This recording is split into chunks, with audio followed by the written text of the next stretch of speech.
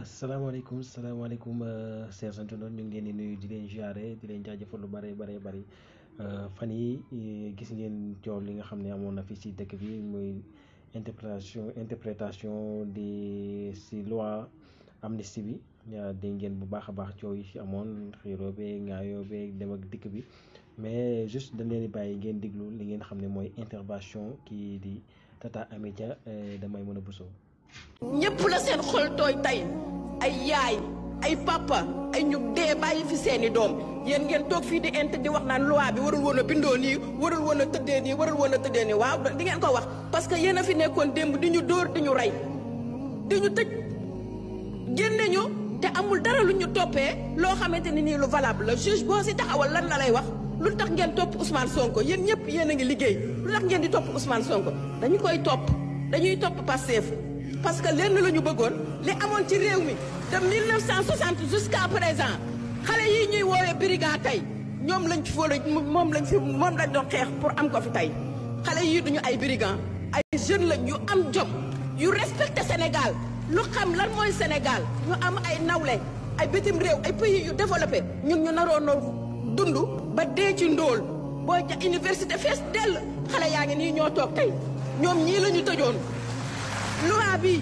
dañu koy voté te bala ngeen a xamoon ni loi bi mënoon naa ëpp sax député yi nekk fii boo leen génnoon ci biti bay laaj sénégalais yi nga xam ne ñoom ñoo ñuy exiger pour ñu voté loi bi sama téléphone démb ba tey xale yaa ngi may woo maman Amy Dia nañu voté waxal député yi ñu voté loi bi dañu koy voté loi bi dañu koy voté atte leen ba fu mu yem neex xam ngeen yéen tey lan ngeen waroon a def yéen dernière rangée bii dem jëlee xale yii nekk ci kaw ñu nekk seeni consultant jàngal leen nan la ñuy tëddee kaso vous n'avez pas besoin d'avocat parce que li ngeen def dafa rëy. Ce n'est pas parce que nous manifestons que nous méritons la mort. Ce n'est pas parce que nous manifestons que nous devons être abattus. À Paris, dans la capitale française, des gens ont manifesté, ont pillé, ont saccagé. Est-ce que c'est pour autant qu'ils ont été tués? Non. Aucune explication ne peut justifier la mort d'hommes, de jeunes, de nos enfants, de nos fils, de nos frères. La honte voudrait que ceux qui se sont tus, se sont terrés, se sont cachés pendant qu'on tuait nos frères, la décence voudrait que cela se taise aujourd'hui. Se taire au plus loin. N'ose pas porter la parole. Mais nous sommes en démocratie. C'est la démocratie qui permet aux uns et aux autres de parler. Cette chère démocratie pour laquelle nos jeunes se sont battus. Cette chère démocratie pour laquelle des gens ont perdu la vie. Nous comptons les morts que nous avons trouvés enterrés. Rappelons-nous aussi de ceux-là qui ont fui pour ne pas mourir. Qu'est devenu Papito Kara?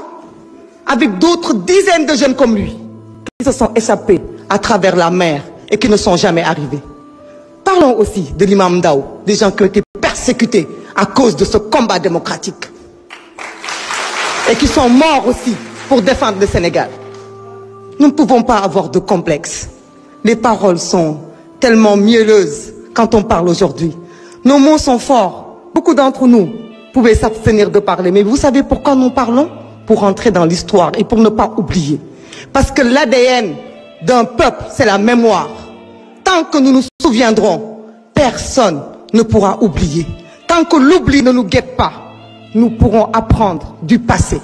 Certains nous disent l'amnistie. Vous avez pris ce qui est bon. Oui, nous avons pris ce qui est bon de cette amnistie. Parce que ce qui est bon, c'est le choix du peuple sénégalais, souverain. Un peuple ne se trompe pas. On ne peut pas jeter l'amnistie. Parce que jeter l'amnistie, c'est revenir sur la décision du peuple souverain d'avoir élu le président Bassirou Diomaye Faye, emprisonné arbitrairement. Et ça, nous ne le ferons pas, par respect au peuple sénégalais, qui a voté massivement, qui nous a donné cette majorité. Par contre, nous renions tout ce qui est mauvais de cette amnistie. Ce que vous-même n'osez pas affronter. Dites-nous ici si vous êtes d'accord que les crimes de sang fassent partie de cette amnistie. Dites-nous ici si vous êtes d'accord que les tortures fassent partie de cette amnistie. Vous n'osez pas l'affirmer. Par contre, Monsieur le ministre de la Justice, nous avons confiance en vous. Nous savons que vous rendrez justice parce que vous êtes un épris de justice. Nul ne peut nous donner de complexe. La justice sera rendue.